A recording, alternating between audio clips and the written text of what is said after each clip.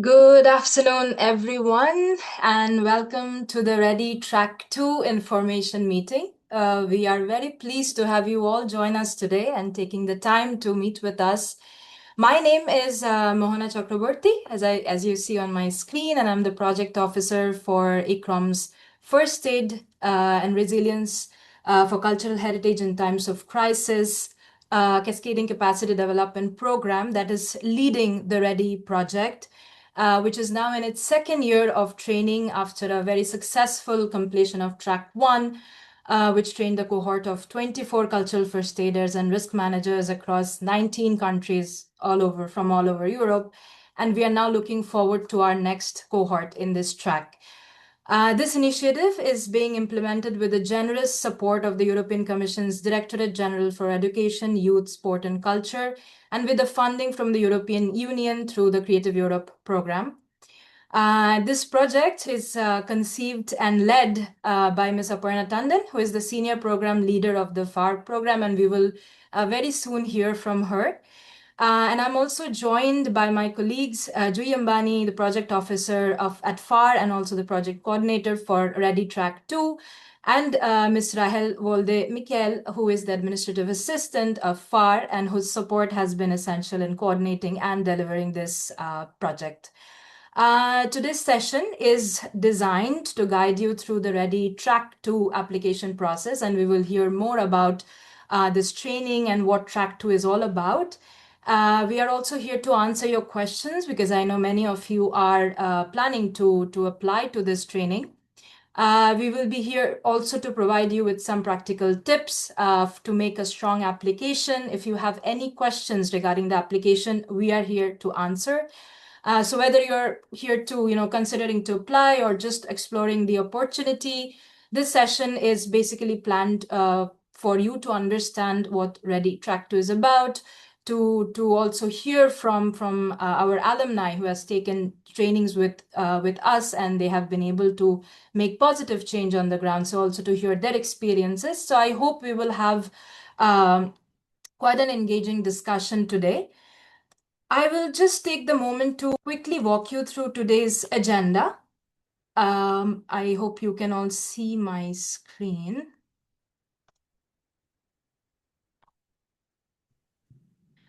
Yes. You can see, thank you so much, Jui. So we will start with a little icebreaker because since we are a lot of us today, I think we are almost over 50 people joining. So we won't be able to go one by one, although we wish we could have, heard from you and more personal interaction with you individually. But just to break the ice for now, we will have an interactive poll quiz, which we will introduce shortly. Then Ms. Aparna, she will introduce the READY framework and what the training is about and how it was conceived by her and what are the goals of doing such a big scale project will be introduced by Aparna. Then we will take the moment to walk you through the application process, the application form, what are the requirements, and how to frame your application in a way that it stands out. Then we are very lucky to have 4 of our alumni from different years of this training, and we will be hearing their personal stories of how they have applied this training in their work. And we are very honored to have Ihor, Ayub, Agrita, and Marilis, and we will introduce them shortly when we start the panel. And finally, we will end with a Q&A. So the floor will be open to you because we want to hear from you and address all your concerns and questions that you may have. So moving on to the first item in our agenda, we have planned a small interactive poll activity, and the link will be shared in the chat. And it's a Mentimeter poll. I don't know if you are all familiar with it, but it's very easy to use tool, and the link is already in the chat, I see. So if you can all join the link, and we will be just asking you a few simple questions to know you better and also to understand your work, the challenges you face, and how do we integrate that in today's discussion and also in our training. So I hope you see my screen. Okay, I already see that many participants have joined. So the very first question is, what are the biggest threats to your heritage? So we are all here because we are facing some issues in our daily work. We are facing issues with our heritage. So what are some of the biggest threats to your heritage? Is it that you're facing, recurring floods, storms, heat waves, or is it merely that there is poor maintenance and there is a lack of funding, or do you think that there is an issue with pest infestation, or do you think that you are in a location which is quite prone to earthquakes, or maybe a place where your heritage is at risk of being at the front line of a conflict or a civil unrest? So I see already a lot of answers. Mostly we see that it's damage from floods, but also physical damage to buildings due to erosion, neglect or poor maintenance. So there's a lot of interconnected issues that we see and not just single standing problems. So I'll move on to our next question. And you can, of course, keep on filling this. But moving on, do you have access to tools for assessing and managing these threats to your heritage? So you might say that, yes, we have some established tools, we have some methodologies in place, and we use them very regularly. But mostly I see the answer is we have some tools, but they're not easily accessible. Okay, but so I think majority is mostly that. And a lot of you are also saying that you're not sure. So maybe you're not aware of any such existing tools. Okay, that's a very interesting perspective. Moving on, how confident do you feel today with all the resources you have or all the knowledge you have gained through your work? How confident do you feel in your ability to respond to a large scale emergency that might affect your heritage site? So, somewhat confident, and some people have limited experience or guidance, but then there are some that are not very confident, but there is a group that is very confident. That's excellent. Okay, so I think yeah, we have a draw. Oh no, okay, so not confident and they lack training or resources. So I hope these people who chose this option are the ones who are joining Ready Track 2 very soon. Um, how often do you collaborate with other sectors in your work? For example, with the disaster risk management authorities, with civil protection, with firefighters? Do you always collaborate? So you have a very strong established partnership. Sometimes, depending on the project or depending on an emergency situation, you never collaborate or you rarely collaborate. So I see that a lot of you sometimes, depending on the emergency, collaborate. So it's in the moment when it's an urgency, you try to collaborate. Okay. Uh, which skills or knowledge, now coming to our final question, based on what you told us, which skills or knowledge would you like to gain from a training like Ready Track 2? To be able to confidently assess risks of, to extreme weather events, to disasters, conflicts that are affecting our cultural heritage. Would you like to know how to document community health practices and knowledge on existing adaptive capacities? Would you like to understand better how to collaborate with stakeholders more strongly, since I saw that some of you are not very habituated with collaborating with stakeholders? Or would you like to work with humanitarian actors? Would you like to understand how to plan first aid or recovery actions in your context? So I see that most of you would like to identify and evaluate risks related to different forms of hazards, and also to promote better integration of the concerns for heritage within national, regional, and local disaster risk management plans, carry out on-site damage and risk assessments. Great. Thank you. I think this gives us a very clear picture that although there is, and I must commend that there is a lot of advances in all of you that are joining us. There's a lot of initiative, but there are still some unanswered questions.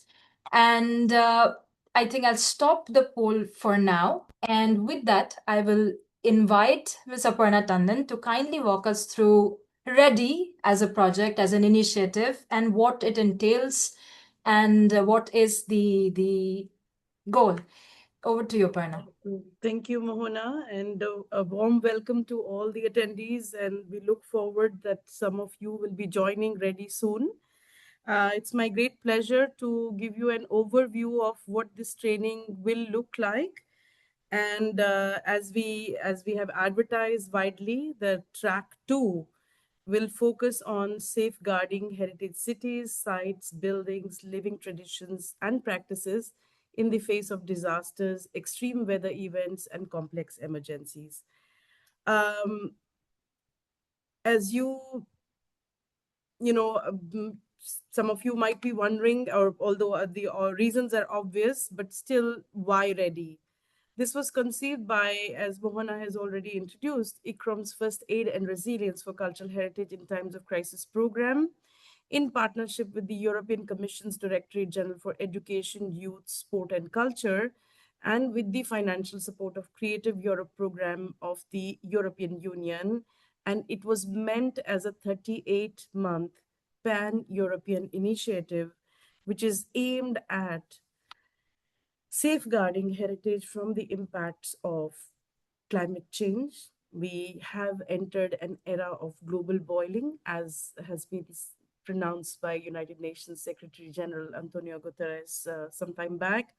We can see a lot of forest fires everywhere and catastrophic events. The global temperatures are rising, and there are actually some countries that are facing existential crisis because the sea levels have risen to such an extent that they will be soon disappearing, and they have to think about what legacy they leave behind.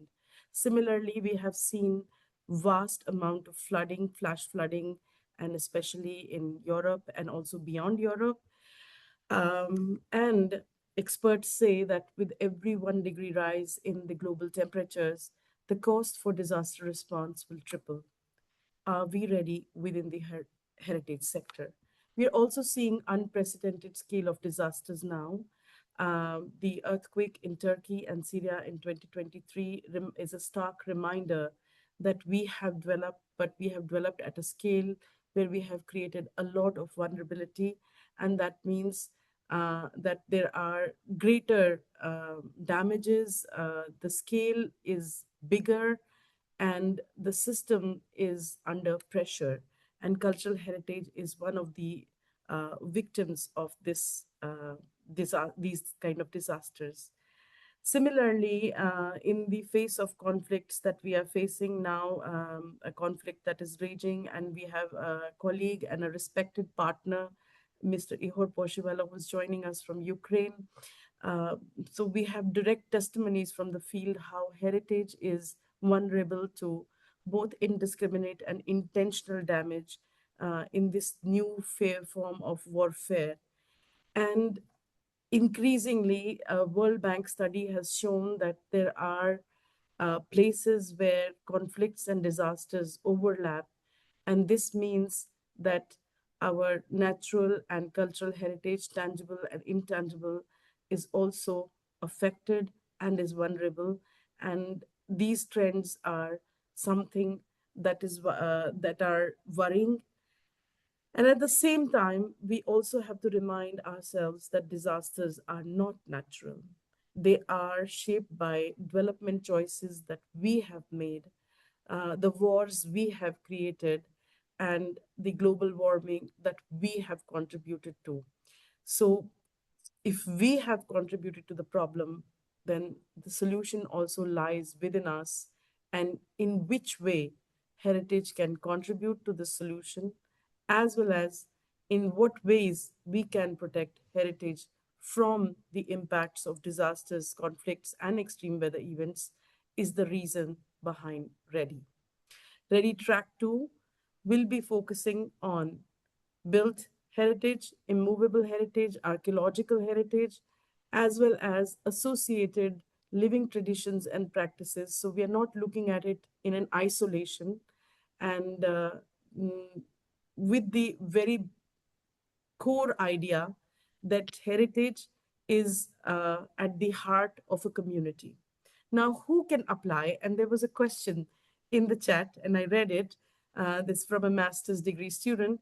Well, professionals who are in charge of safeguarding cities, heritage cities, historic buildings, archaeological or composite sites, and also are concerned about the intangible aspects of these sites, they are welcome to apply. So this means we are not really focusing on students.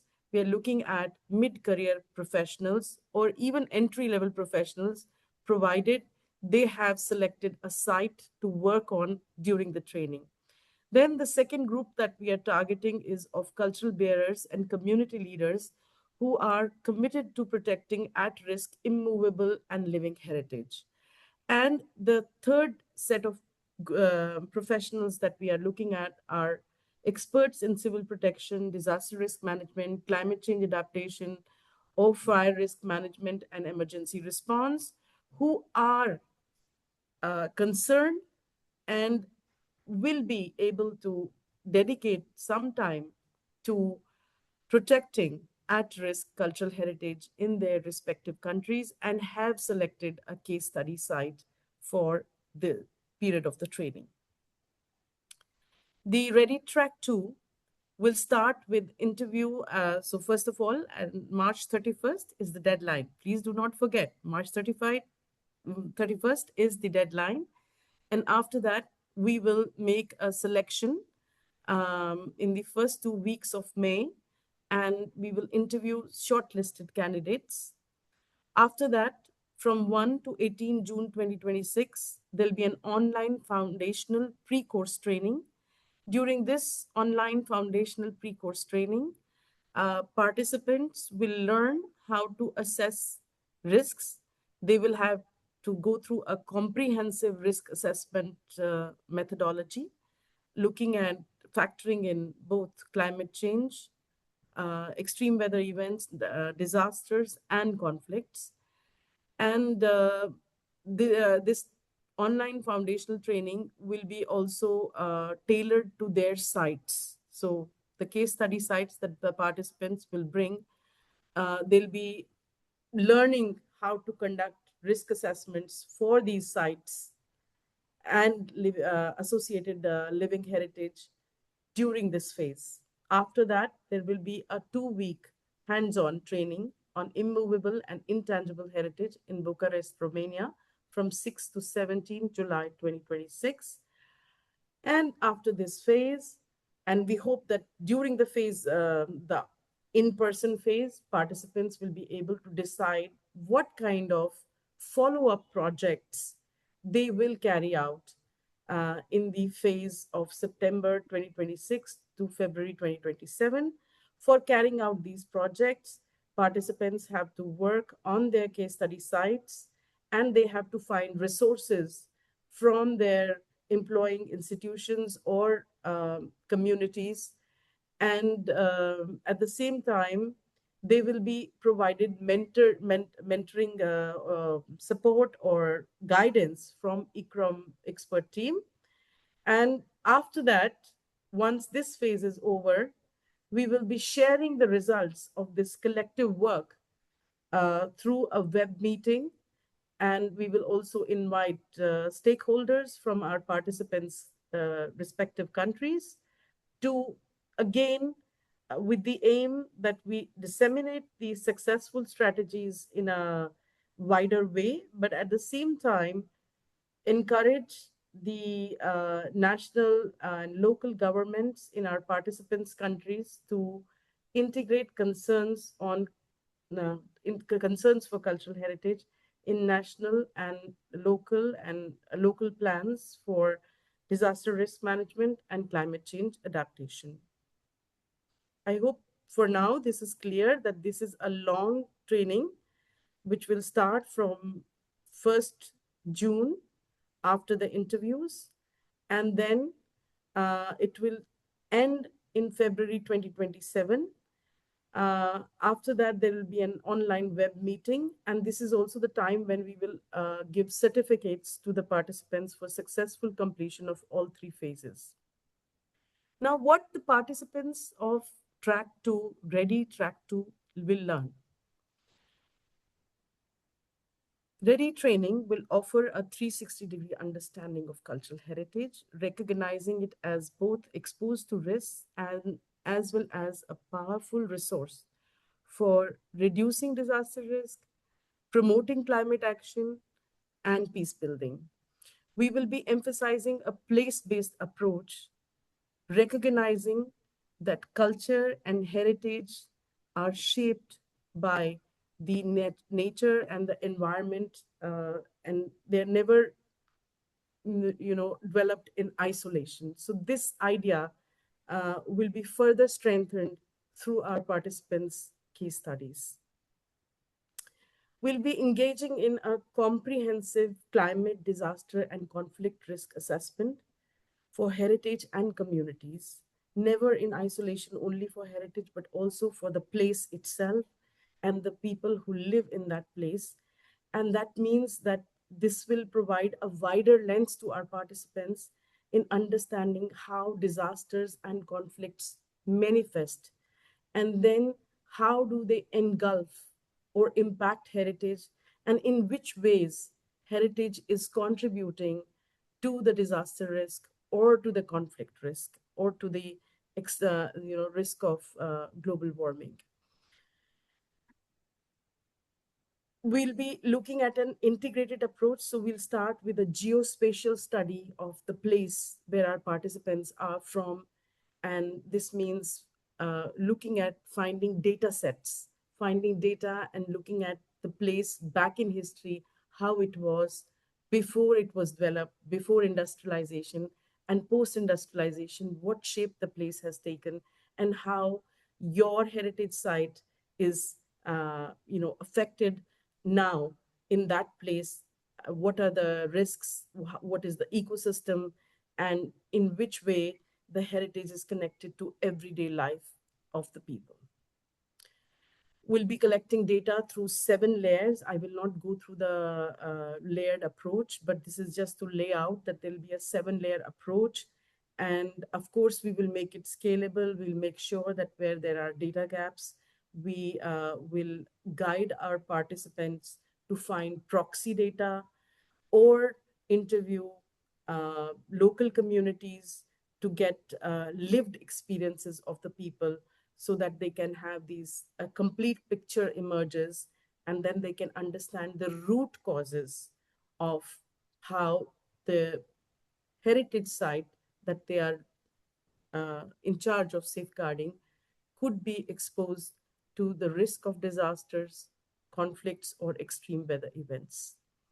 One particular skill we will emphasize on is engaging communities in heritage risk assessment and identifying local knowledge and traditions that can contribute to risk reduction.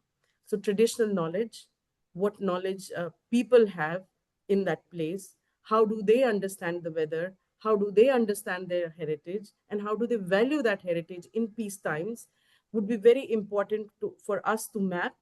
And we hope that together with our participants, we'll be able to do so through their case studies. Then we will also work on, we will introduce some tools on how to assess the conflict risk. What is the risk that your heritage site could be, might be affected by an ongoing conflict, or is indiscriminately damaged or intentionally targeted? How to understand that? We will be showcasing and sharing some tools, very practical tools, and also encouraging our participants to understand the conflict risk, and also working together with local communities to understand perceptions about heritage and how they value the heritage of concern. So, some of the key questions this training will answer is how might we protect cultural heritage during a violent conflict or a large scale disaster? When is the right time to intervene? Is it immediate aftermath? During early recovery? How to intervene? How to contain damage, reduce risk, and buy time until specialized help is available. So, in the background, you can see a big picture where, after an earthquake, an historic building has been destroyed. So, what is the time to intervene? Who will get in first? Who has the authority to get in first? So, all these questions will be answered in this training. Who can help? And how might we transfer such skills to mainstream emergency actors? So, because they are the first ones to get in to rescue people. So, how do we coordinate with search and rescue teams? And how do we ensure that the debris or the fragments of heritage are not accidentally swept away after search and rescue is over? How could we engage local communities in heritage safeguard, and how to tap into traditional knowledge for disaster risk reduction, for climate action, and heritage protection? Some of the course topics are there listed on this slide. We will engage in a multidisciplinary and multi-partner course design. We have more than 18 technical partners who have joined us in this Ready initiative, and we will be tapping into their strengths, their experiences, their case studies, and tools that they have and that they have field tested. And we will also additionally bring ICCROM's field tested first aid to cultural heritage methodology. And before that, and together with that, there are also some methodologies that ICCROM has developed for comprehensive risk assessment through the FAR program, which will be shared with our participants. So we will be looking at also legal frameworks for cultural heritage protection, especially in times of conflict or in times of disasters. Risk mitigation will be very important. Prevention, how can we prevent damage to heritage, and in which ways we can convince managements, heritage institutions, and their decision makers to invest more in prevention. Interagency coordination and working with military, civil protection, emergency responders will be a very big topic. Hands on, in situ protection of immovable and movable heritage. Also, how do we work with cultural bearers, and how do we protect the cultural bearers who carry the knowledge within themselves in times of crisis? This would be a core component of the training. Emergency documentation, mediation and negotiation, threat perception and personal security, all this will be part of the curriculum. So the curriculum is very rich and the training is intense, but it will be immersive and it will be scaled to participate and tailored to participants' experiences. So in a way, it will be also experiential learning. So we will also share with you skills and tools for visualizing and communicating risks to stakeholders to enhance prevention and emergency preparedness. This is a case where we were working and doing risk assessment for the Saint Sophia Cathedral in Kiev. And again, our partner is here, and he will be able to tell you the wonderful work they're doing, even in spite of such tough conditions on the ground. So we will be also looking at traditional techniques for prevention, risk mitigation, climate adaptation, but also newer techniques that are enabled by technology. And the aim would be to look at not blind risk reduction, but very targeted risk reduction based on comprehensive risk assessment using the available means, and also not asking for huge budgets or trying to make do with what we have now, and then planning and convincing decision makers on how we can progressively and in small steps reduce the bigger disaster risk. We'll be working on scenario-based multi-hazard risk mitigation. So that means participants will be able to, just like the visuals that I shared with you before, will be able to understand how different threats, hazards can penetrate their sites or affect living heritage in and around the site, and then work with civil protection or disaster management authorities and take data from them, take their help to understand if the level of emergency is big, who will be coming in first, and how we as cultural heritage professionals can coordinate with them, share resources with them, and then respond to protect heritage in crisis situations. We'll be also using some of the standard guidance that we have developed for search and rescue with search and rescue teams. There'll be other tools that will be shared with you, and we have our standardized guidance, which is the first aid handbook and toolkit that exists in over 16 languages. And we'll be sharing some real case studies from the ground, from previous disasters, previous or ongoing conflicts, and how different heritage professionals, cultural first aiders have been engaged in managing emergencies. During the training, this is the in-person phase, you will be experiencing tabletop exercises, simulations with uh, multiple partners. So the training will be held in Romania. So we will be meeting a lot of stakeholders from Romania, from the Ministry of Culture to their civil protection, to their military, the search and rescue teams, emergency responders, fire brigade.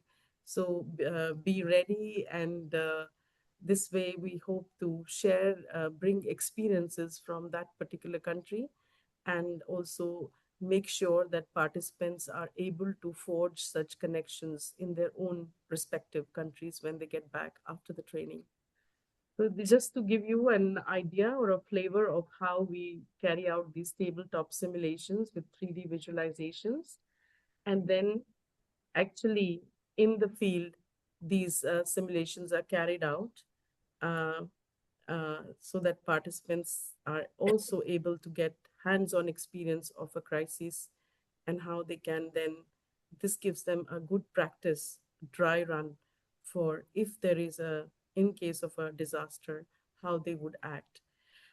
We also give practical, this training will include not only some aspects of like stabilizing built heritage, but also skills and knowledge and tools for early warning and emergency evacuations will be shared. We will also have share skills and knowledge for assessing risks to living heritage and recording of oral histories for intergenerational transfer. One of the key aspects after a disaster or a large scale emergency is to very quickly assess the damage and estimate costs to the built heritage, to the living heritage, and to the movable heritage. How to do that? We have developed some forms which are very well field tested in more than 17 emergencies, as well as we have developed an app. So we will be familiarizing our participants with that app, and they'll be put through an exercise, a practical exercise on damage and risk assessment. And these are some images from our training of first aiders in Ukraine, where you can see our star partner, Mr. Ihor Poshivalo, who will be talking to you shortly. Um, himself being on the ground and training, leading the training by we call it learning by doing. And so how to secure a site before starting its after a damage and risk assessment, how to secure a site, how to ensure that you have a clear access route marked out, and you are reducing the fire risk. So here they are clearing away the bushes just to reduce the fire risk. So simple actions, but very thoughtful and meant with a purpose. And this is what the essence of this training will be. So how to set up a temporary storage, how to take away different fragments, manage debris, document what can be put back into the building to restore, how to board windows, securing openings, how to evacuate movable items so that you can stabilize the structure. Sometimes it's the other way around. First, you have to stabilize the structure and then evacuate. So the skill will be how to carry out emergency stabilization of historic structures and related documentation, supplies, and costs. Similarly, an associated skill would be if there are living heritage components, some intangible heritage, cultural bearers, how to look after them, how to stabilize their condition after a disaster, and provide psychosocial support, record oral histories. All that will be part of the training. Finally, this I have already covered, that we will be building knowledge and skills, as well as sharing tools for post-crisis recovery of immovable and intangible heritage, and also some tools and training for local government. Uh, so how can you engage your local governments in safeguarding heritage, enhancing social cohesion, and engaging local communities in heritage safeguard. As I already said, all this will be based on standardized self-help guidance and tools that exist in 18 languages and have been introduced in previous trainings. But we will also be bringing in a rich resource from our partners, who will be providing us case studies, guidance, and also, real life experiences of dealing with emergencies. So that will be the part of training. This kind of training is not new to ICCROM. ICCROM had started the first aid to cultural heritage training, and now the scope has been expanded in Ready in 2010, and after more than 10 international courses and over 50 national teams through follow-up workshops, we have been able to develop 20 plus NGOs that are purpose built and are doing this work. And today we have a robust network of 2,000 plus cultural first aiders that have been trained globally in 120 plus countries. So the cohort of Ready Track 2 will be a part of this growing network, and we are looking forward to learning from all of you. Now, just to give you an idea what happened with track one, we have today invited the change makers, at least just two of the 24 change makers. So the one of the change maker in spotlight is Agrita Vitola, who is working with is a civil protection officer, and is now working extensively in Latvia in raising awareness of different cultural institutions on how they can improve their risk management plans. And the other change maker in the spotlight today, who will be speaking to you, is Marilis from Estonian National Museum, who has done a tremendous job of convincing all her decision makers and reaching out to her museum in stepping up the risk management, in upgrading their existing risk management plan. They have also reviewed it, and they have also carried out simulations. But Marilis will tell you all about what she has been able to achieve as part of her follow-up project and as a Ready Track 1 participant. These kind of stories of change are captured. We have these publications where we put spotlight on what our alumni has been doing. So we have 3 previous publications, but with Ready, we will be bringing Story of Change 4. And uh, all the participants who have successfully navigated through Ready Track 1 and Ready Track 2 will be featured in this Story of Change series 4.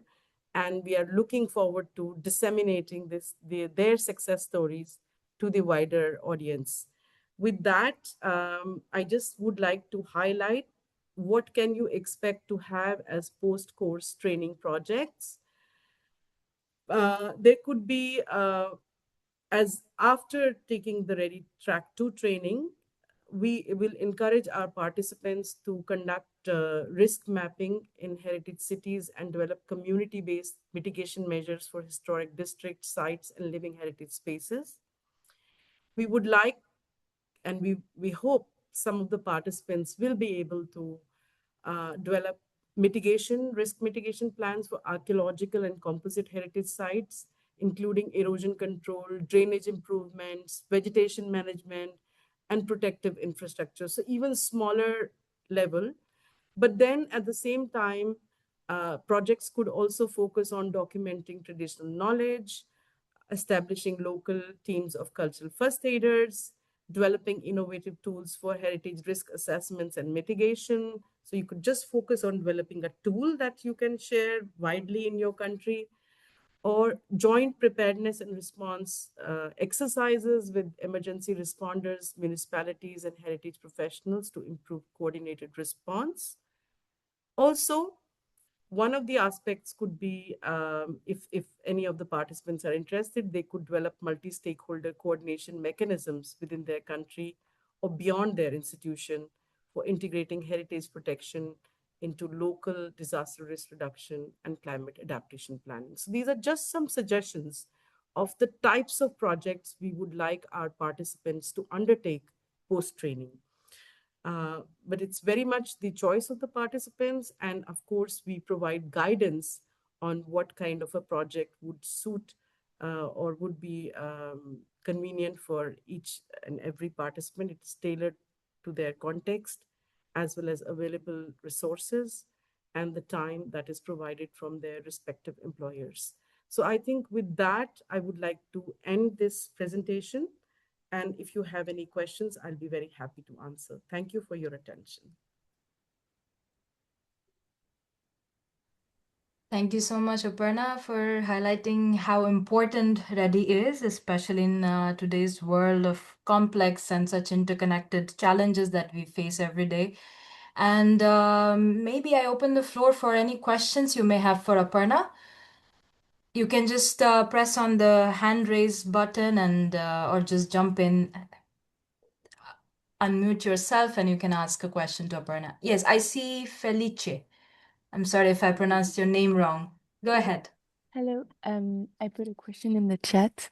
Uh, I'm actually a master student currently in international security, but very, very passionate about cultural heritage preservation, and I'd like to work in the field. And I was wondering if this Ready Track was open to master students, because I'm also gonna do an internship in the next year. So Okay. this was my question. Okay. So first of all, I think I'm very sorry to say, what we would prefer is that if there is a participant, a potential participant who would like to undertake Ready Track 2, he or she must have a site, a case study site, and permission to work on that site, to carry out some mitigation and some investment from the employer or from the site management authorities, so that they would allow this person to carry out a risk assessment, number one. Number two, to make small improvements on the site, anything which doesn't have too much, doesn't involve like monetary resources per se, but it allows them to talk to the staff or make suggestions for improving, let's say, safety, evacuation routes, upgrading the site, improving the drainage, the way I was explaining the follow-up projects. Because after the training, we would like to see some action. So that's why, if you are a master's student and you are also looking for an internship, you may not be able to devote the time needed for this kind of a training. because as I highlighted, so if you're able to identify a site, if you're able to get the permission that such a site, they would welcome your suggestions for improving risk management at the site, or if even it's a site with living heritage traditions, or and you're just looking at the living heritage aspect of it, it's a bigger site, a composite site. Even then, if we need that support from the employer or from the management of that site. I hope I make that clear. But I welcome your interest, and I Yes. wish you all the best for your Thank you future so much. ahead. Thank you. Thank you, Felice. Anyone else has a question? Otherwise, we move on to the next item in the agenda, and we will anyway open the floor for questions. Okay, Carlos. Hi, sorry, I'm having some trouble with the camera, but I just wanted to raise a question. If we might have a case study where we can do a risk assessment, but it's not directly linked with protected structures. Let's say, for example, it's not a heritage site, but it's within the context. I don't know how to explain it. So It's I'm not a talking, listed site. It's not a listed heritage site yeah, per se. Okay. Okay. yeah, Well, because at this point, then I would just say that take the application, apply, describe, and we will be able to evaluate if this will be shortlisted or not. I cannot say now without understanding fully the context, but Mhm. I would encourage you to make an application. Okay, thank you. Thank you. Thank you, Carlos. Anybody else has a question? I guess no. So we will start with the next presentation, walking you through the application process, the application form and the requirements, eligibility criteria, and so on. And as I said, we will open the floor again at the end of this session for more questions. So with that, let me share my screen. I hope we can see it once again. All this work that Aparna explained and highlighted how important Ready is, it is not possible without a strong support of our partners. So I must start by thanking our 18 technical partners who have joined us in this initiative and making sure that our participants they benefit from a rich network of experts in heritage conservation, in disaster risk management, climate adaptation, and they represent various institutions from almost 13 countries across Europe. And a special thanks to our host partner for ReadyTrack 2, which is the National Institute of Heritage in Romania. And I know some of our colleagues from Romania are joining us in this meeting. So acknowledging this strong partnership, we are very happy to take on this journey with them. Just to reiterate, this project, this training is a fully funded training offered by ICCROM in partnership with the European Union. So we are not expecting any course fee, unlike other ICCROM courses, and all of your travels, once you're selected and once you pass that interview stage, and if you are selected to be the cohort of track 2, will be covered by ICCROM. So again, if you are, what's most important to remember is that if you are from a country that is participating in the Creative Europe program, and we will show you a list of countries that are eligible. Since last year, there has been some changes. So fortunately, there is one country that has been added to the list, and we are very excited about that. So if you are coming from one of these countries, or if you are working in one of these countries and have a site, most importantly, where you can implement actions on the ground in one of the Creative Europe program countries, then you are eligible to apply. And since the track 2 is focused on heritage sites, cities, buildings, building complexes, and landscapes, as well as its associated intangible heritage, the kind of expertise we are looking at is professionals who are either architects or engineers or basically professionals who are working with such heritage cities, buildings, or composite sites. We are also looking at cultural bearers and community leaders who are committed to protecting at risk immovable and intangible heritage. And we highly encourage personnel from civil protection, from disaster risk management authorities, fire risk management authorities, as well as military personnel to apply for a more comprehensive learning and action on the ground. So the very first step to unlock the form and to kind of apply for this course is to understand your whether you are from one of the eligible countries that can apply. So I'll share the form side by side just for you to have an idea. If you open the form, you will find this button which will lead you to the platform where you can check if you are eligible by checking if the countries are within the Creative Europe program. Once you have checked that, you will be asked to kind of select which country you are from. And only if you are from one of these 41 countries, the form, as you can see, the form will be unlocked once you select the countries from this list.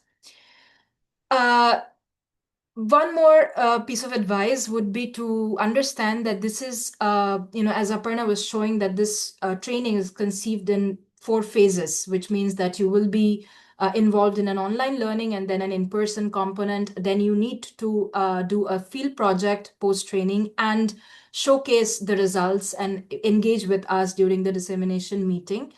So it's a commitment that you need to understand if you are capable of, making in terms of your workload, in terms of permissions.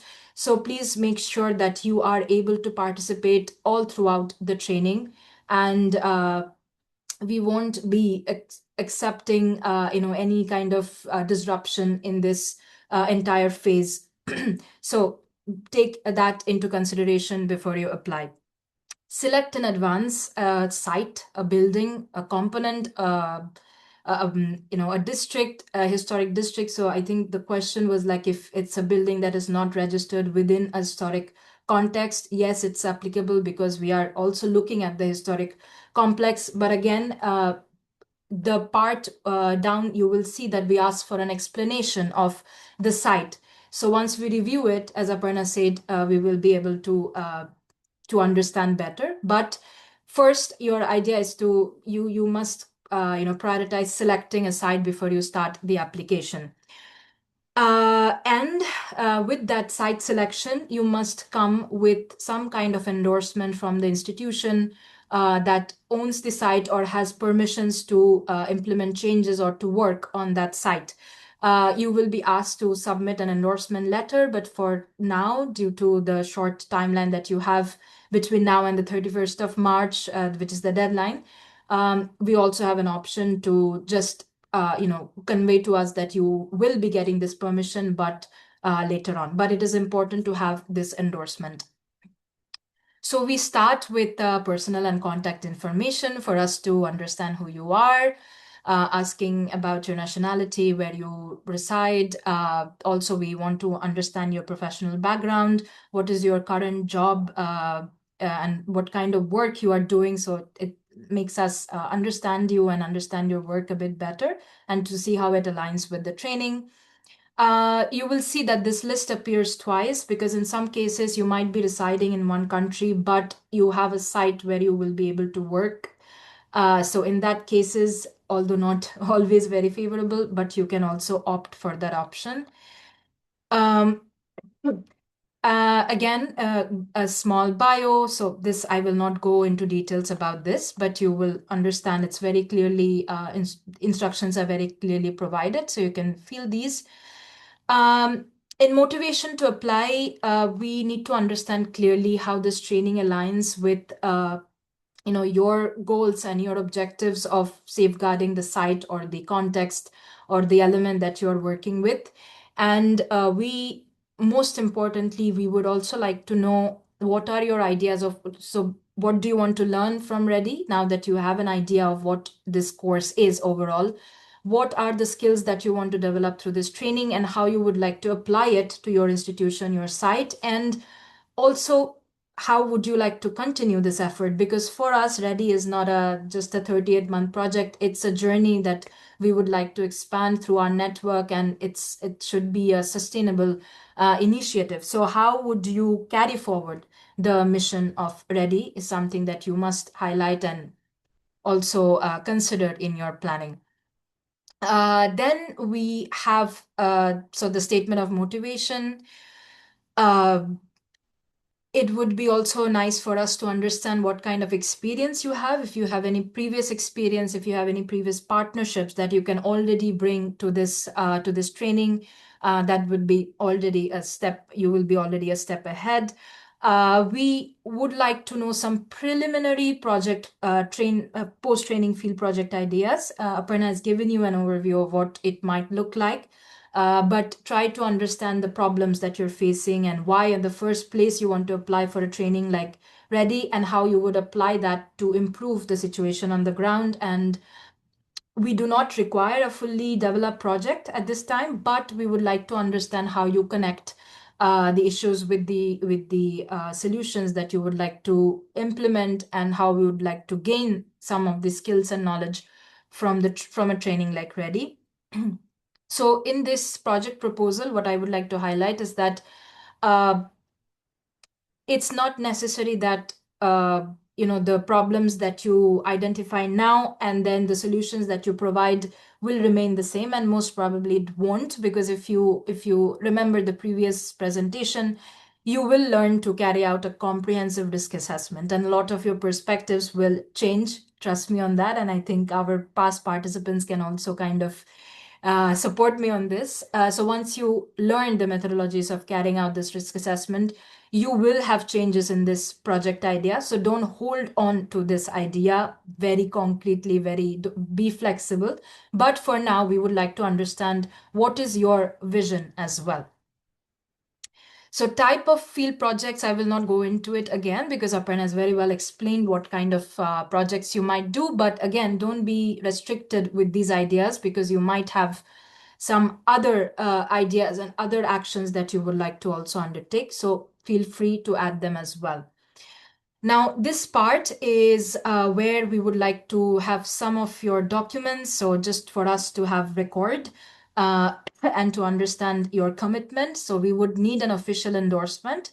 And as you can see here, you can provide the letter of endorsement at a later stage with a proper institutional letterhead. But for now, if you have at least received a positive response from your authorities, you can opt for this option, which is that you don't have the letter now, but then upon selection, we will ask you for the letter. And then you sign the document. And again, just to reiterate what I said before, it is important that you, if you're planning to join us in this journey, it is important that you commit yourself to all phases of this training.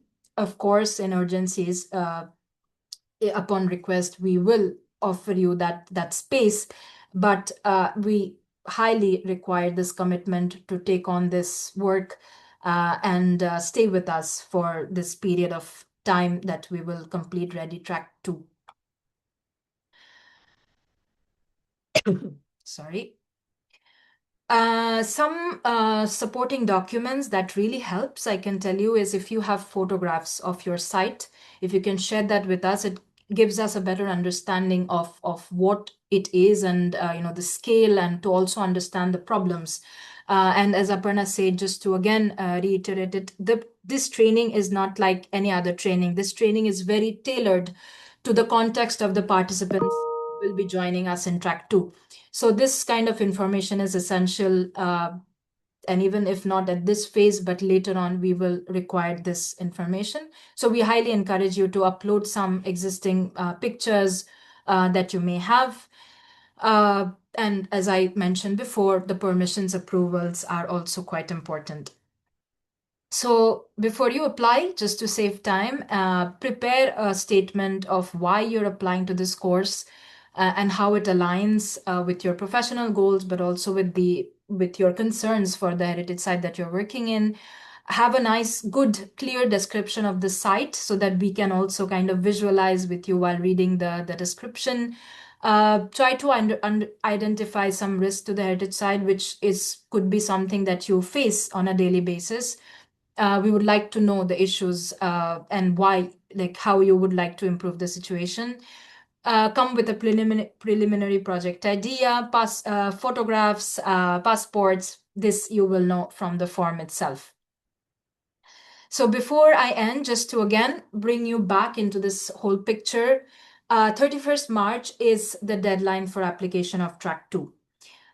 In April, we will start shortlisting and we will start preparing for the interviews, and our partners will be involved in making this shortlist, this selection.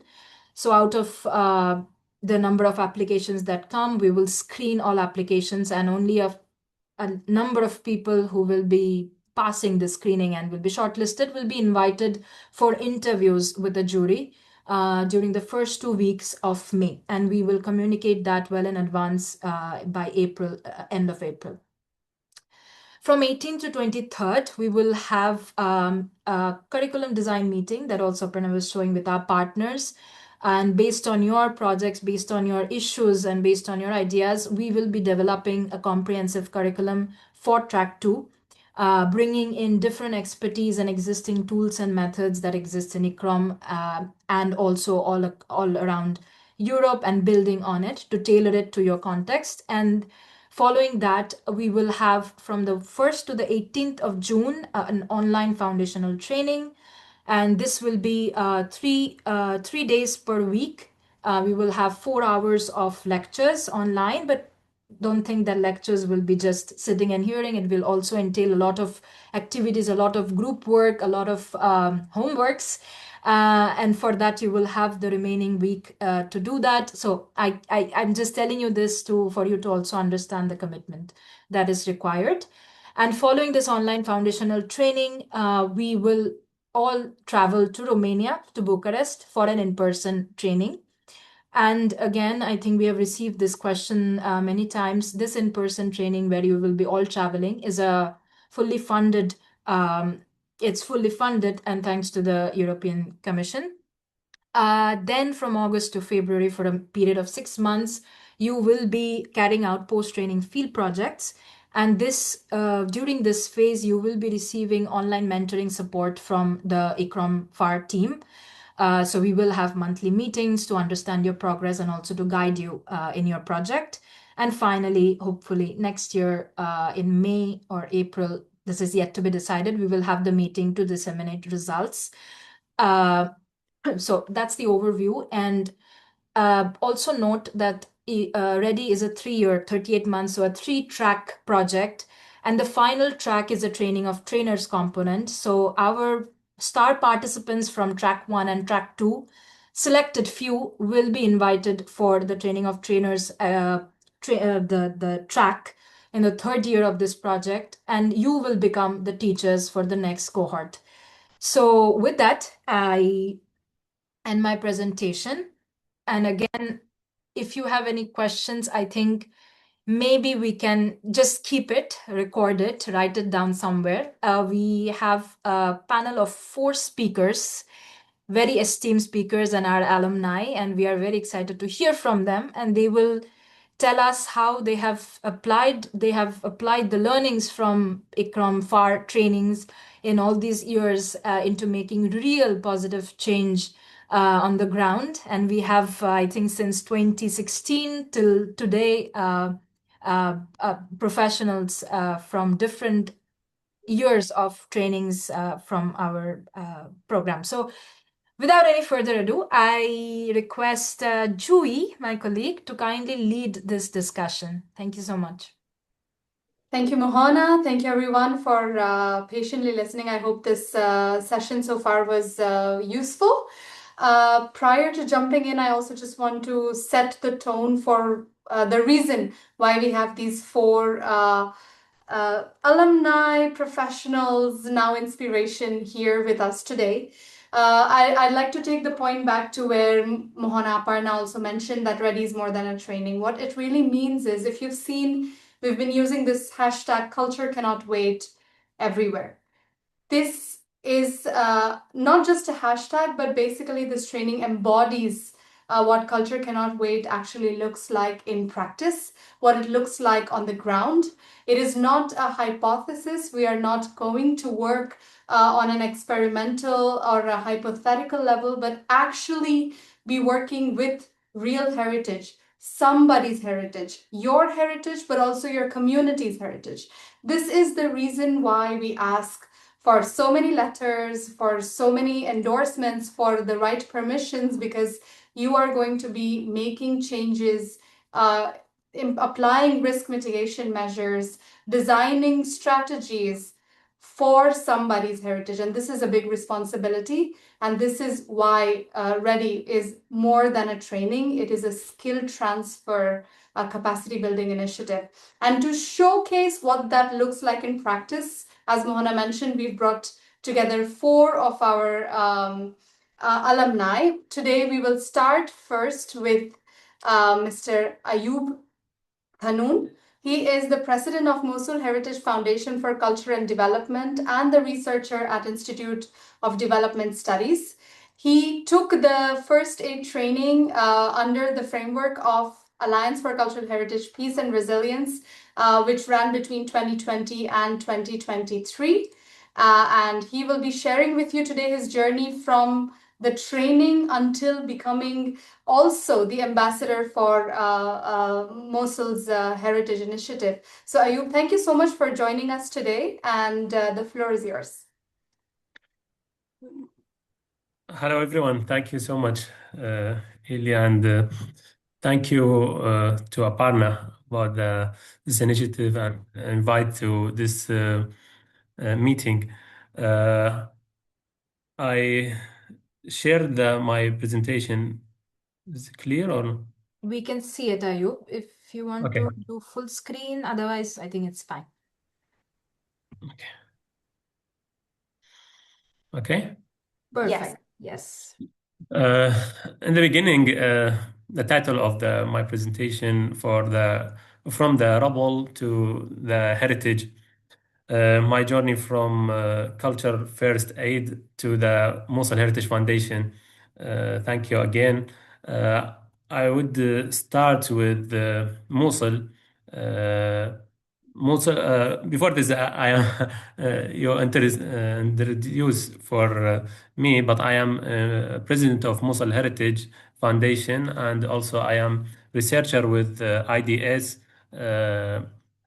for the project about the recovering the heritage. And also, I am before that, I am ambassador of the Revive Sport of Mosul Initiative 2022 to 2025. Mosul is one of the oldest cities in the region and home to many historic houses, mosques, and church and archaeological sites. For the countries, it has been a place where different cultures and traditionals meet. But between 2014 and 2017, Mosul experienced and many historical site damage by ISIS or by the war during this time, and large part of the city were destroyed, including many heritage sites and houses, and all city of Mosul and Mosul Museum is damaged by ISIS. Behind this physical damage, there was also a far that is connection between people and their culture memory and cultural heritage could disappear. After the war, the young people did not wait restriction to begin from the international organization or from the government Instead, they started volunteer invitation campaign or campaign known the Dunbar Revolution. The Dunbar is the machine in the left picture. Why using this machine? Because the street in the old city of Mosul, many small, and during this invitation, it start from I share the in the my page in the Facebook. This invitation start publish the social media invitation to community to remove the rubble from all city of Mosul, and in the end of this initiative remove 21,000 meter cubic of rubble from all city of Mosul. I think is one of the largest volunteer invitation invitative in Mosul after the war. And I think the picture clear between before and after clean. After this invitation, I think 2020 or 2021 start our participant first aid cultural heritage during the project with Aparna and ICCROM supported by Alif. This is experience become to turning point in my journey, and it has helped me to understanding the protection heritage means protection memory identity and community resilience, especially in times of crisis. And I think the course 7 or 8 month online and 2 weeks in the Jordan Amman. And after the comeback from Amman, I plays this course, small course in Mosul, the first aid to a 20 person from Mosul, young man. The picture in the left in the Jordan, but the picture in the right in Mosul is the initiative in the Mosul after the course. After this course and after this journey, I started with Mosul Heritage. Mosul Heritage Foundation started in the social media platform to documenting the heritage and many activity with volunteer group in the Mosul, especially the young man, and sometime cleaning the castle of Mosul and awareness about the heritage and activity in Mosul. And after the, I think, 1 years to platform and volunteer group, Mosul Heritage become house in the old traditional house in Mosul. This is house in old city of Mosul. Started from this group and in the beginning, this house, big houses, house started with this big house. A new initiative or invite the community in Mosul to donate the pieces, heritage pieces, to put in the this house. And now house, including this house, community museum with heritage objective donated by family, I think 800 pieces or objective in this community museum. And also in another whole virtual reality museum documenting heritage sites I think 14 heritage sites documenting from this virtual reality museum, and many activity make in this house. This is a picture from a community museum and also virtual museum. And I am focused to the new generation, the student in the school and university. When you visit this house, many information about Mosul and history of Mosul.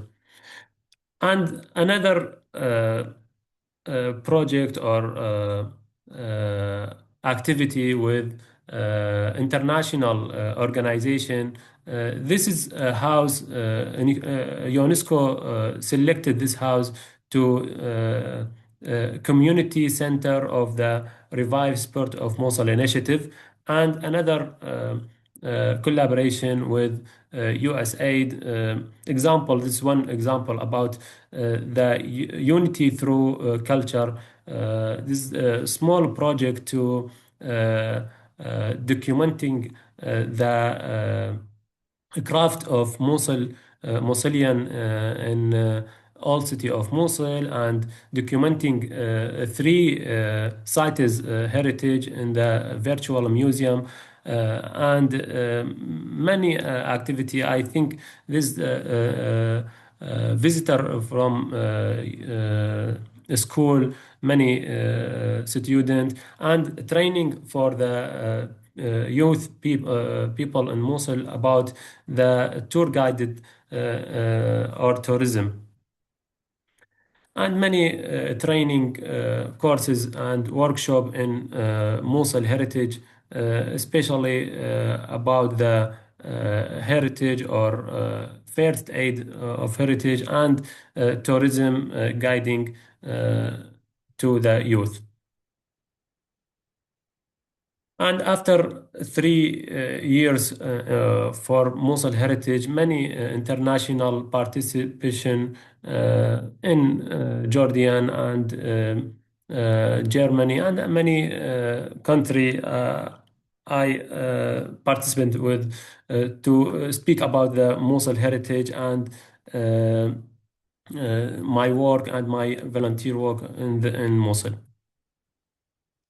The impact of Mosul heritage, because the time I speak about 120,000 people visitor to Mosul Heritage Foundation during from the opening to now, and especially the most important of these was the visit of UNESCO Director General Ozolai before I think 1 year, and another impact in the community museum.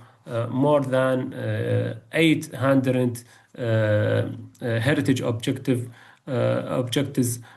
preserved from the family in Mosul, and many tour to the student of school or university, and 20 heritage houses documenting, and many activity with national or international organization or the government of Mosul or company.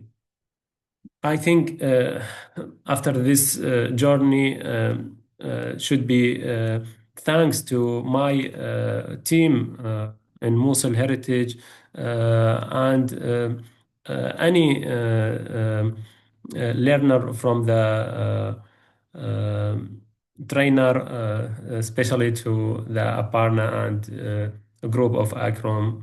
Thank you so much for this invitation. Thank you so much, Ayub. As you already see, I hope on your screen, a lot of virtual claps are coming your way for the absolutely wonderful work you were able to do. I don't know if Aparna, Mohana, you want to say something But it's really, yes, Aparna, go ahead, please. Very quickly, just wanted to share that when Ayub applied, he was the youngest professional. So today we had an interest from a master's degree student. So Ayub was also a young participant. He was in his, I think, early 20s when he applied. And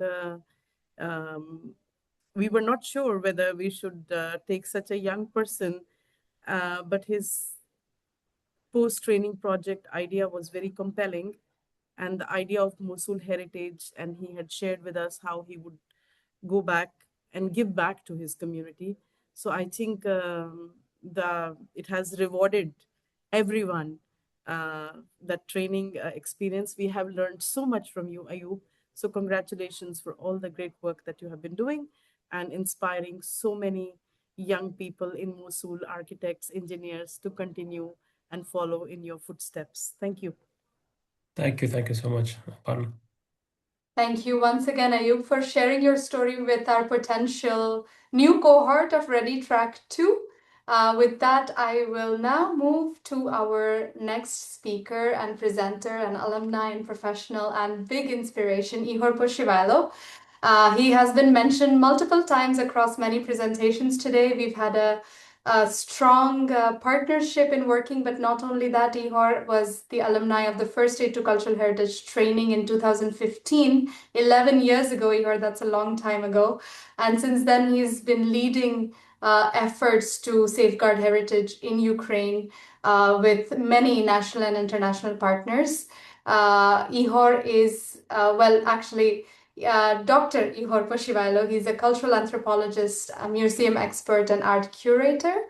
And he is now also the director of the National Maidan Museum, as well as leads the director of the Agency for Cultural Resilience, ICCROM, doing a lot of work on the ground. So Ihor, with that, I give you the floor to share your side of the story. Thank you. Hello, everyone. Thank you so much for inviting me today. I'm really inspired by today's talk, by great work being done by ICCROM in organizing this fantastic course and the previous courses. As Julie explained, yes, I joined ICCROM family 11 years ago, and I hope you see my presentation. The motivation to learn more about first aid to cultural heritage in times of crisis was the war in Ukraine, which started in 2014. So we had a lot of challenges how to protect cultural heritage in this unexpected form of crisis, military conflict for us. So not enough knowledge, not enough networks, not enough even political will from the government to organize systematic work. So in that period, on a horizontal level, different kind of non-governmental sector, cultural institutions, they had to self-organize to respond to the war, to the crisis, to damage to cultural heritage. But of course, since the large-scale invasion in 2022, the needs and our knowledge became much, much more relevant, and I'm so grateful for the opportunity to test, to share the knowledge, the international experiences in our Ukrainian situation. I think you see my slide changing. Yes, I confirm. Okay, this is my participation in first aid to cultural heritage training course. It was very inspiring. It was provided by ICCROM, by Smithsonian Institution, by the Netherlands Commission of UNESCO. It was a fantastic experience because we not only learned something new theoretical or exchanged some experiences, but we had some practical skills like this one, how to use fire extinguishers. It seems so simple. It's not a rocket science on the one hand, but on the other hand, we understand that not many experienced cultural heritage professionals know exactly what types of fire extinguishers should be used for different types of buildings, collections, situations. And based on that first experience, we in Ukraine developed some practical issues, like we collected some information and published in a book. We also translated into Ukrainian some very practical tools, including this United States Emergency Response and Salvage Wheel, which is fantastic for mitigating and stabilizing collections being damaged by fire and water. Also, we developed playing cards, CPP property protection for military, and also we translated and adjusted to Ukrainian context pocket response plan, which is quite simple but important instrument tool for preparedness stage. And since 2022, we again self-organized and we established the Agency for Cultural Resilience. It's a non-governmental organization based on our initiative, Heritage Emergency Response Initiative, which was not a legal entity, but a network of cultural first aiders, professionals, volunteers who responded in the first weeks and months of the full-scale invasion, trying to help protect cultural heritage, and not only buildings or collections, but also people. So you can see from this declaration, mission is quite clear. It's not many variants can be when you face real complex crisis with military conflict, with destruction of cultural, civic infrastructure, with so impacted humanitarian sector, with not very effective government because other priorities for that moment, not cultural heritage. And you see that we quite closely cooperate with so many international organizations, individuals, governments, because in the first time in 2022, so many international support was in Ukraine. So in 2022, we tried to respond to the basic needs. And one of the main basic needs were just understanding what's going on. So we started from assessment of damage and risks. And you can see here one of the first international missions to Ukraine with ICCROM, with ICOMOS.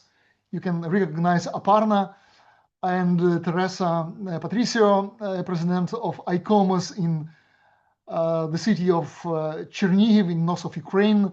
The first museum, the photo to the left, the first museum damaged in March 2022 in Chernihiv. And here you can see Emmanuel Duran. He is a professional architect, engineer, and laser scanning and photography, photogrammetry professional who came to Ukraine in June 2022 as a volunteer and helped us to document damaged heritage sites and collections. By the way, Emmanuel came to Ukraine as a volunteer with important experience. He worked previously in Beirut, documenting the damage there. As well as we later had Pedro Cantor. He also came and fantastically helped and enhanced our capacities in documenting the damaged buildings. So you can see some photographs from our field work. We had thousands of damaged buildings, dozens of thousands destroyed movable cultural items, so many looted collections. And of course, our response needed, and we had a lot of highly motivated people, professionals, volunteers, but we needed some methodological base because motivation is not enough. And sometimes theoretical skills are not enough because you should be prepared on different levels, and safety issues are also among the first what is needed. So for methodological tool, we adapted, tested the ICCROM's methodology in damage and risk assessment. We translated into Ukrainian. We we added some important fields and issues very close to our situation, to our context. And later, this form was enhanced by UNESCO also. It became a little bit laconic, not so vast, because we needed information as big as extensive as possible. Because in many field expeditions, it was luxury for us to have in our team architect, professional architect, or construction engineer. Therefore, we wanted to have these forms be filled out as much as possible so that this information can be detailed and later analyzed by professionals in more safety locations. So you can see some of the reports, and this is one of the first reports which ICCROM prepared together with us for the Ministry of Culture. And at the moment, we also work in so many projects with UNESCO, with United States, Ambassadors Fund, the US Embassy, Cultural Emergency Response, ALIF, using ICCROM's basic methodology, damage and risk assessment forms for different types of heritage as basic. So again, we had a number of partners, and we are so grateful because we needed some support in equipment, in mobility, in analysis, in keeping this information, in using modern technologies, drone imagery, photogrammetry, laser scanning, which implies some funds, and hiring professionals. Also, what is important, besides some of our important operational actions, we also were thinking not about today, but about future, what we do tomorrow. In a post-war period, or if not in a post-war, still in the war, but not today, but tomorrow. So we started 2 years ago with ICCROM, the risk mapping of cultural heritage in Ukraine. And it happened quite important because in times of crisis, military conflict or flooding or wildfires, for example, or technogenical, we are focused on exactly the most relevant type of crisis for us, but not thinking much about any other additional types of risks and threats. And in this context, it was quite helpful. We had so many discussions, meetings together with UNESCO several years ago. Teams of UNESCO, ICCROM came, and we had so many discussions for UNESCO sites, for general heritage institutions. And at the moment, we are working over this, and it's quite important not only for us, but also for law enforcement, for national police, for military, because we have some maps for cultural heritage integrated heritage maps integrated into military maps, trying to mitigate the destruction during military actions according to the 1954 Hague Convention. In reality, it's not so easy as it is written in the convention, but still we try to do as much as possible to raise awareness among military about the importance to protect cultural heritage, especially in planning military operations, because the damage can be lessened if we work in coordination. We also launched the Mobile Cultural Emergency Lab due to support of several international partners, because it's important to digitize collections and, what is most important, inventories, because this is the only one type of protection in times of conflict, because you can hardly protect collections from direct missile attack. It doesn't matter what kind of level of storage underground. Today's weaponry, unfortunately, is very effective.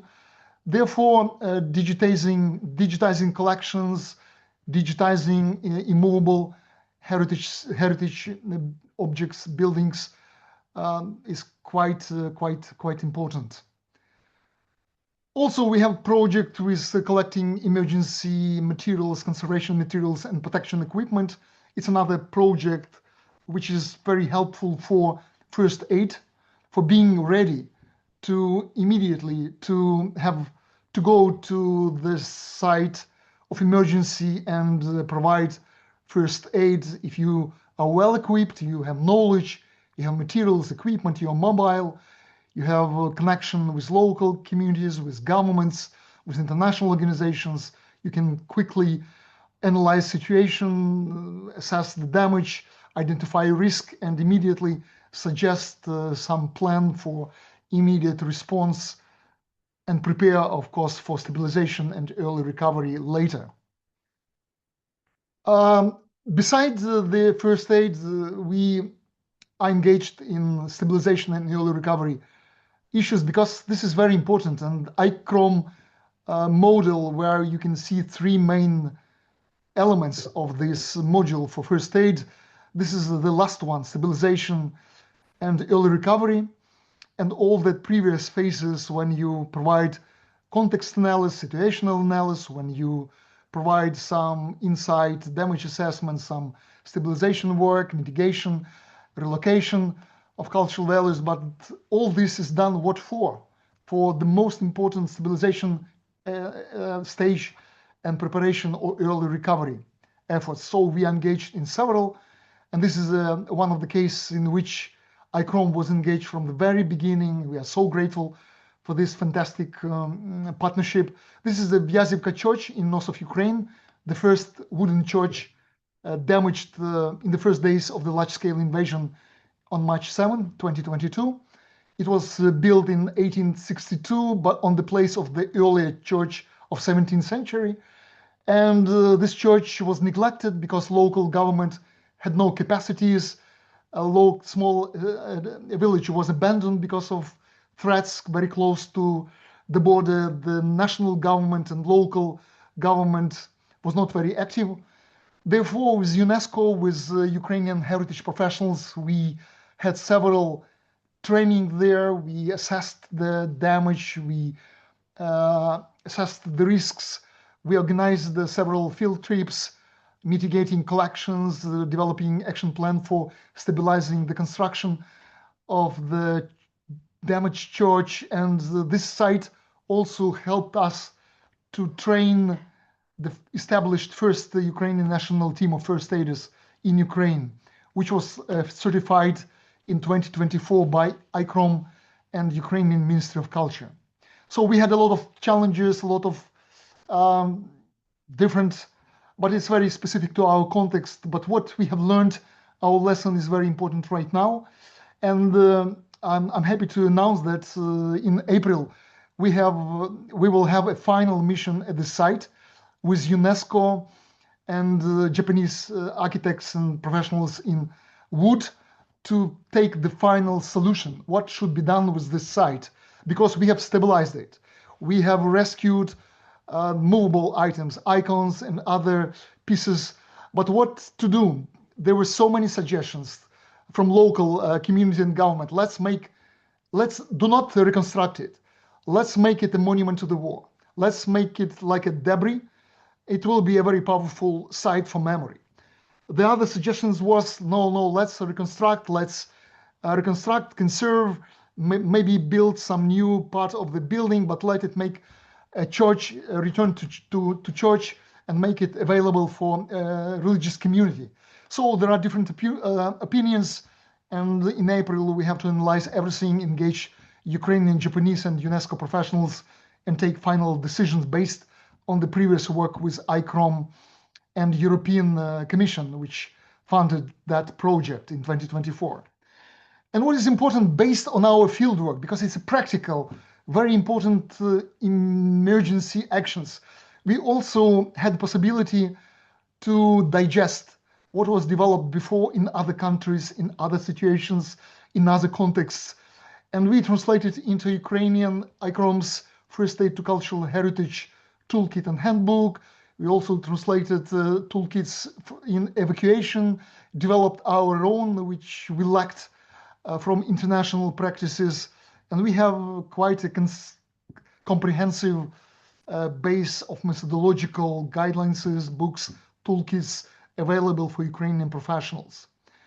A lot of challenges. One of the most important is the high-speed response needed. And it's needed only, and it can be provided if you are really well-trained, you practice your skills, you have mandate, you have network, you know your stakeholders, you map the risk, so you are well-equipped and you are really ready.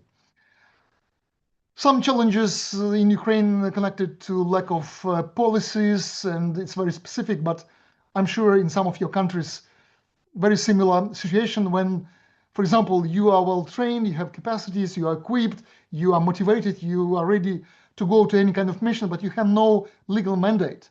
Your Ministry of Culture or Department of Heritage Protection do not provide you with legal status.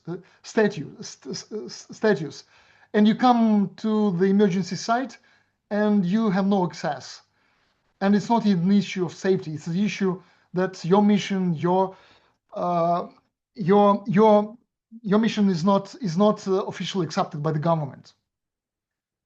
I mentioned already about military are the main stakeholder when you have a military conflict or the big natural disaster.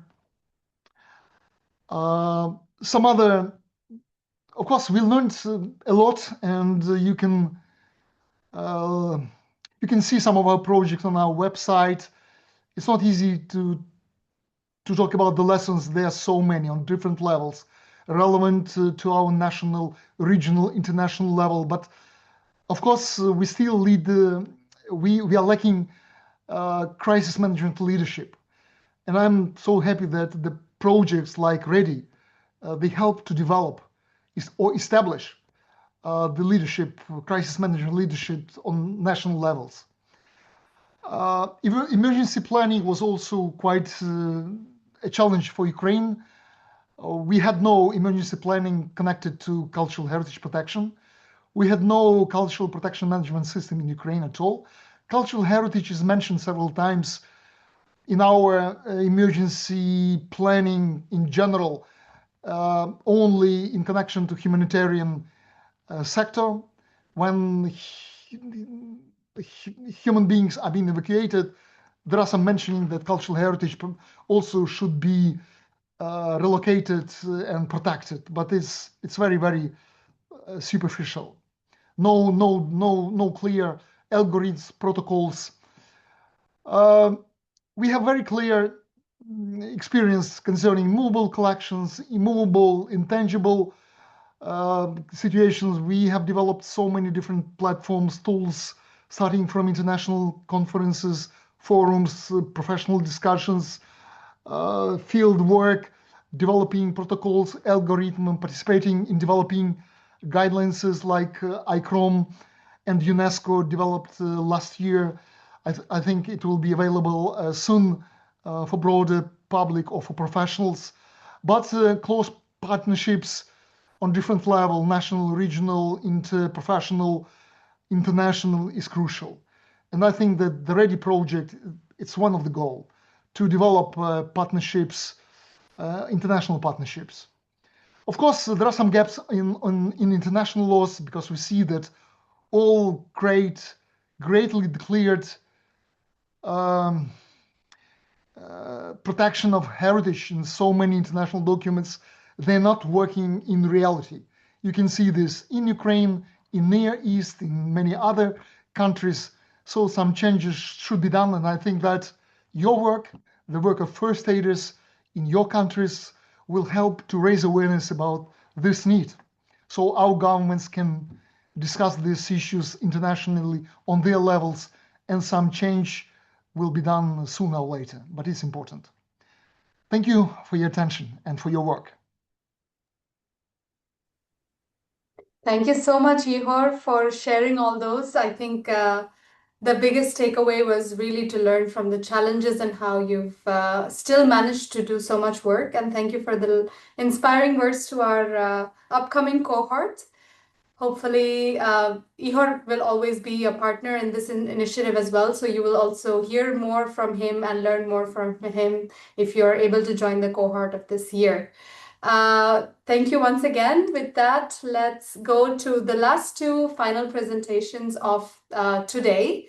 Now, after we've taken you from Iraq to Ukraine, where we've brought some of our more experienced alumni, it's time to also introduce you to someone more close to you that is from Ready Track 1. We have two of our star participants joining us, sharing their most recent experience with the participation and implementation of their post-training field projects in Ready.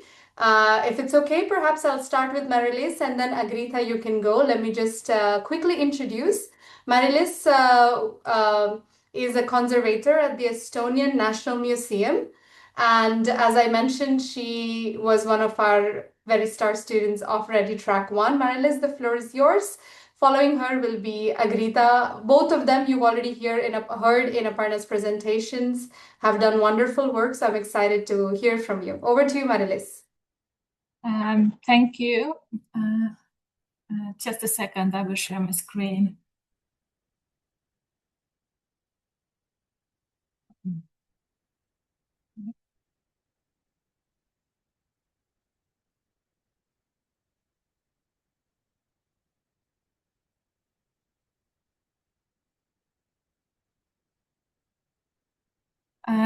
Can you see my presentation? Yes, perhaps you'd like to go on full screen. Yes. Can you see it? No, we still No. see the... I think you'll have to stop sharing and share your entire screen again, so it allows us to move from the presentation mode to here. Okay. Sorry.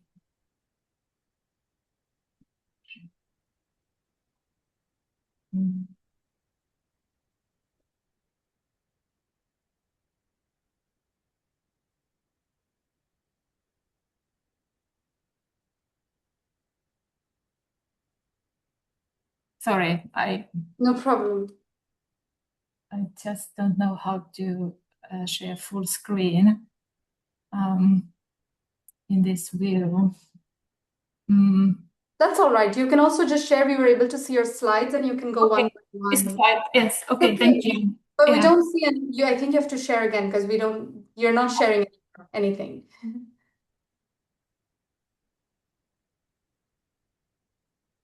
Can you see now? Yeah, go ahead, please. Okay, thank you, and hello everybody. My name is Marilis, and I'm from Estonian National Museum. So I will share my experience from Ready course.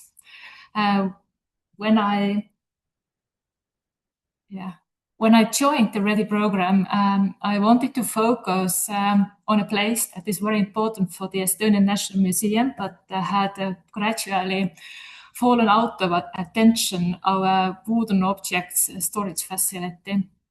The storage facility holds approximately 26,000 wooden objects, including tools, household items, furniture, and craft objects that reflect the centuries of everyday life and traditions in Estonia.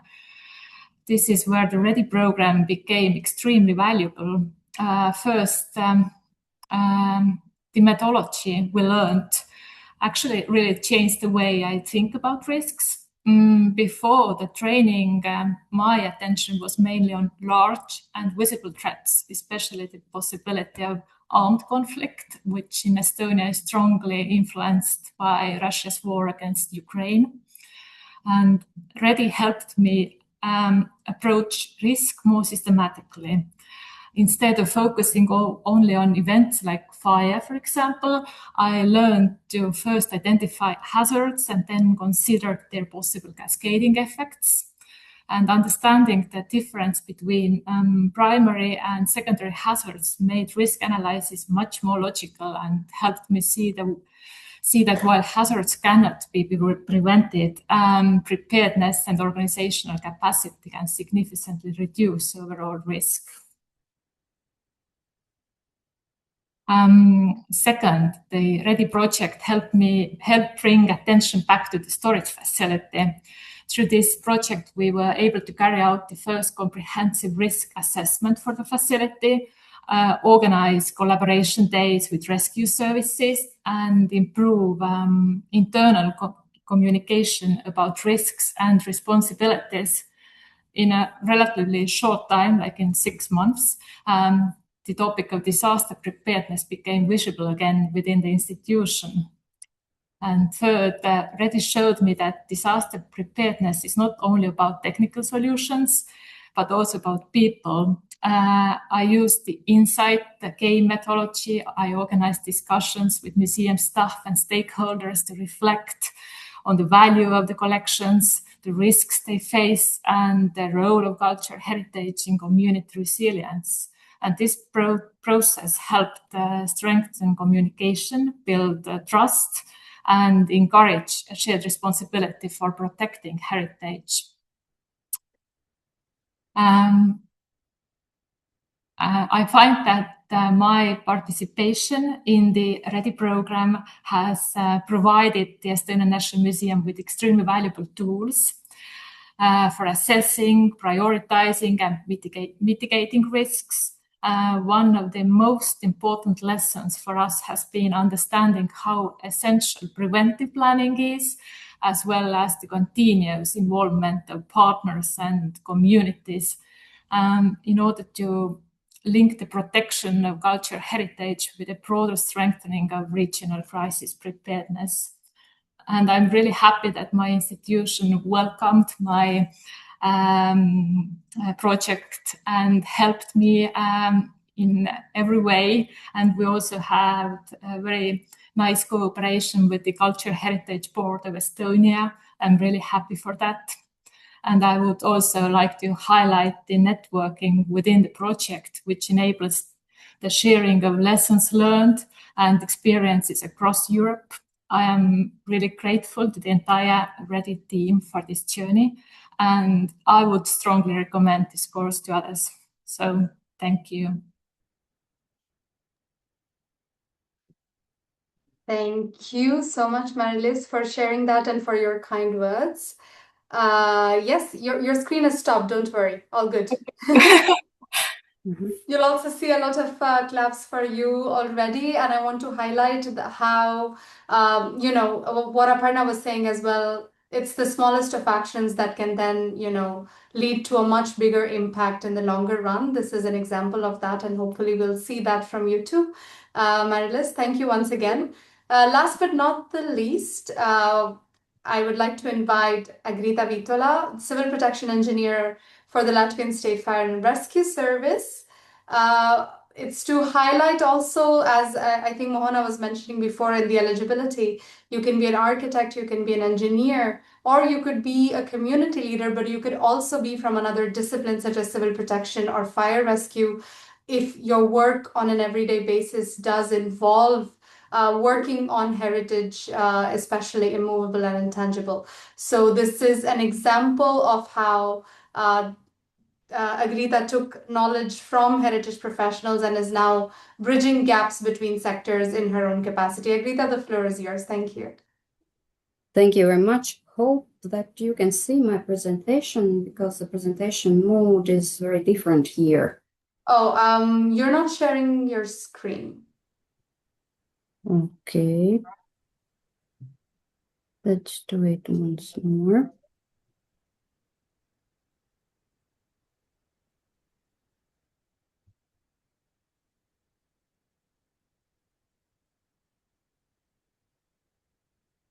This lovely thing is giving some kind of error and I can't understand what is this. If it helps, do you want to send it to us? Perhaps we can share it for you. Probably I'll do that. I'll quickly send.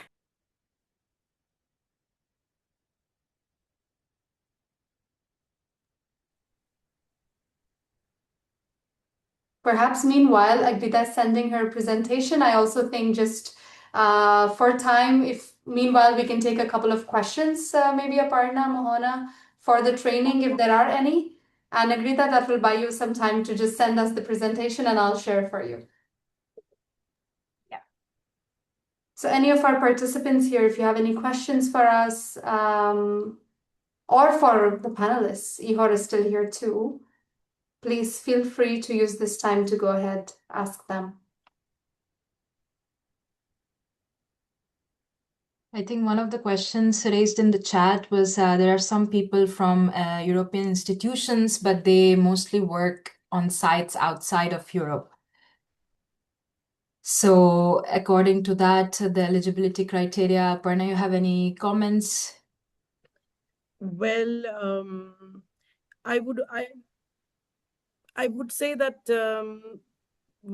all the participants who are thinking of applying, first and foremost, try to get permissions in place. We are looking at and also try to understand if these sites are at risk or some kind of a risk, or there is a risk profile that you can really understand. And this will really help you in gaining more traction within the selection process. And, it will also, and try to look at what kind of hazards or threats the site is, experiencing, and especially looking at the risk of disasters or conflicts. So that would get better traction. I hope I have answered your question, Mohana, or the one in the chat better. So we're not looking at the level of significance of the site, or, the idea would be that it should be a composite site. There should be some living heritage associated with it. And that would be of great interest to the selection committee. And actually, we have somebody from the selection committee sitting here. I although I would not name that person here, but we see that our partners have joined us. And yeah, so it will be, selection committee will be composed of our partners who are willing to take time to go through this selection process, okay, and review the applications. Anything else? I think that's it then. Any other questions from our audience?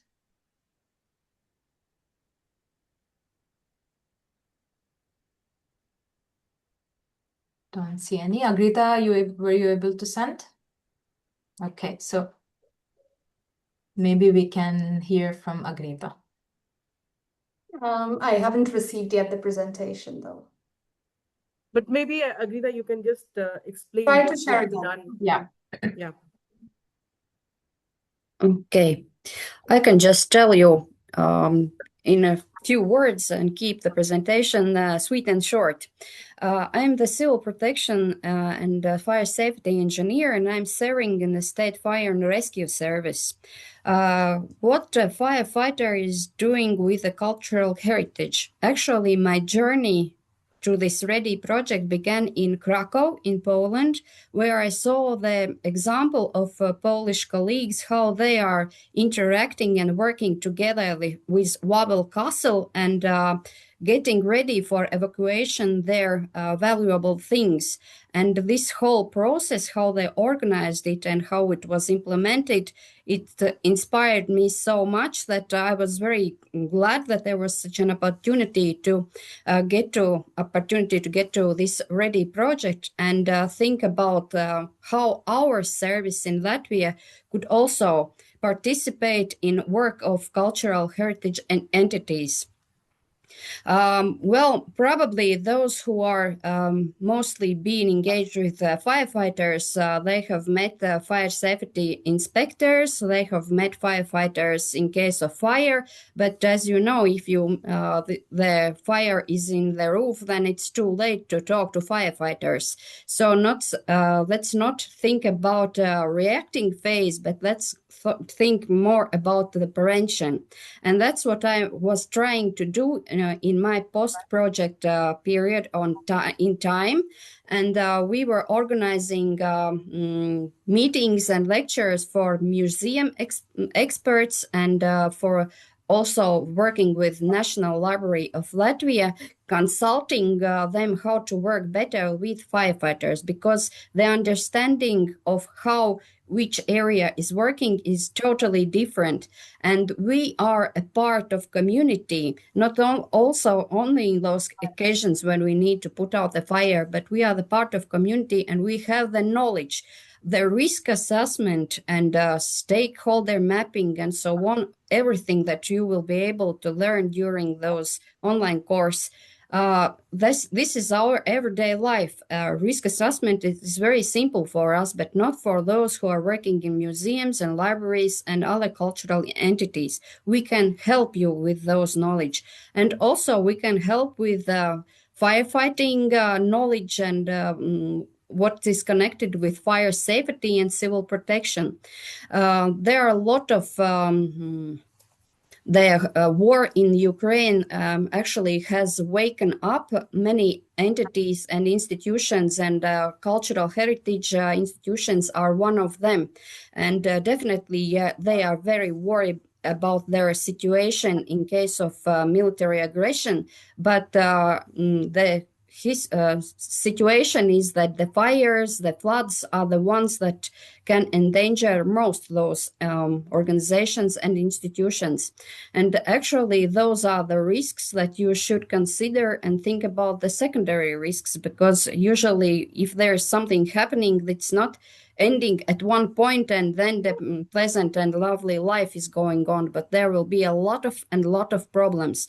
And the communication is the crucial aspect in all these problems, in all crisis situations. If you know how to communicate whom to call and whom to ask for help, then you are in a better position. But it doesn't mean that you should wait that somebody else will do anything for you, because they will have their own tasks to do in case of crisis. But actually, if you talk in advance, be prepared, think about prevention, that is the thing that might save you some unpleasant things later, and you will be more brave, courageous, and won't see and won't look at risks at something that might affect your life in a way that you can't get back to your normal existing. So build your resilience as well. I'm very grateful to be a participant of this project. I've brought together a lot of interesting people and still continuing to do that. So my journey with Ready and in Ready project actually is not over. It just has started in a different loop of development. Thank you for your attention. Thank you so much, Agrita. Again, many claps and hearts also for you. Thank you for your work and for being so open-minded in the whole process. Well, good news, bad news is that we received your presentation, but I think what you said was more than enough to inspire more people to apply. So thank you once again. Let's see if one last time we'll open the floor for any last questions that anybody might have for any of us regarding the application, your eligibility, or if you would like to ask something to our panelists.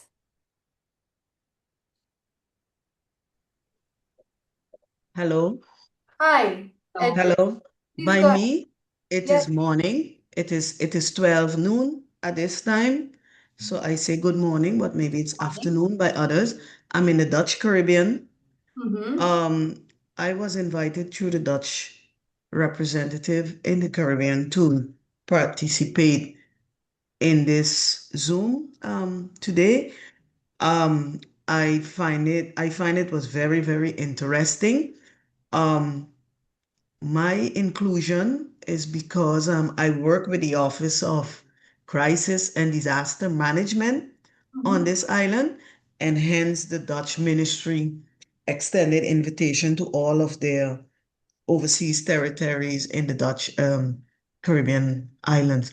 I don't have a question per se, but I just wanted to commend the organizers and all the presenters, for yeah, a very good presentation.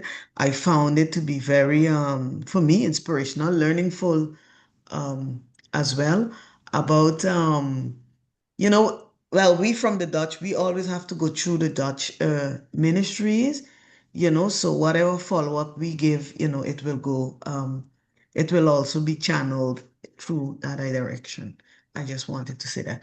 But thank you for the presentations today. And I look forward, to future presentations or inclusion, involvement in whatever. Thank you. Thank We you. look forward to your application address. Yes. Thank you. Thank you. And Ms. Bennett, thank you so much for your statement also. Much appreciated, and we appreciate our partnership with the Dutch Ministry as well as through the Caribbean. We hope to expand the scope of our collaboration, further strengthen it. So we really appreciate your presence here today and really thank our partners from the Dutch Ministry of Culture and really looking forward to building on this. Thank you. Thank you. Thank you too. I think we have one question in the chat from Annalisa and then also Turan. So Annalisa's question for you, Aparna and Joey. Good evening and thank you for the presentation. I have a question regarding the site selection. I have worked in earthquake affected areas, but at the moment I'm working on a site that does not have a specific risk, but rather a potential one, like other heritage assets located within an urban context. Is this a type of case you would consider for this application, since that what is learned could also be transferred to future experiences? Of course, it's not when I said at risk, I was like maybe it should not be a site that is like already if there has been a lot of work done on it and if there are efforts that are underway and there is a very strong plan, risk management plan, and there is a focus on it, then maybe you would want to pick a site where work still needs to be done. So we do not mean that it really has to be a site that is prone to, or has suffered many disasters or has been, affected or damaged. What we mean is that there are potential threats, there are risks, and that you would like to reduce those risks by taking some proactive action, and that you have the permission to do so. That's the most important point in all this site selection. Please select a site. First of all, it should not be a huge site. And if you are selecting a big site, then during the course, you will be encouraged to work on one aspect of it, one component of it, because we have to scale it to the time of the duration of the field project of the participants. That's the follow-up activity. And then the second aspect is that you should have permissions, clear permissions to talk to stakeholders, interview the staff, even interview the visitors or people who are running businesses around the site. So you should have clear permissions to do that, and you should not be stopped in your work in midway, that you run into an obstacle and then you say and come back to us and say that, oh, now I cannot go any further because I do not have the permission to go beyond. So that, please just keep that in mind. I think you're very welcome to make an application and select such a site. I hope I have answered your question. Yeah. Yes, Got a confirmation that it's answered. We also have from Turan if the recording will be available. Yes, I believe so. The recording of this meeting will be uploaded to the ICCROM YouTube channel for you to be able to go back and listen to it. Yeah, okay. Meanwhile, if you have any questions, since the deadline is 31st of March, please write to us at I'll put the email in the chat. Just write to us if you have any questions, meanwhile, while we make this recording available. Yes, please consider you have about 2 weeks left to make your application. So wishing everyone a good luck. and hoping to see applications from each and every one of you that is present here today. Hopefully, we've managed to inspire you a little bit, and see you soon. Thank you very much. everyone. Thank you, everybody.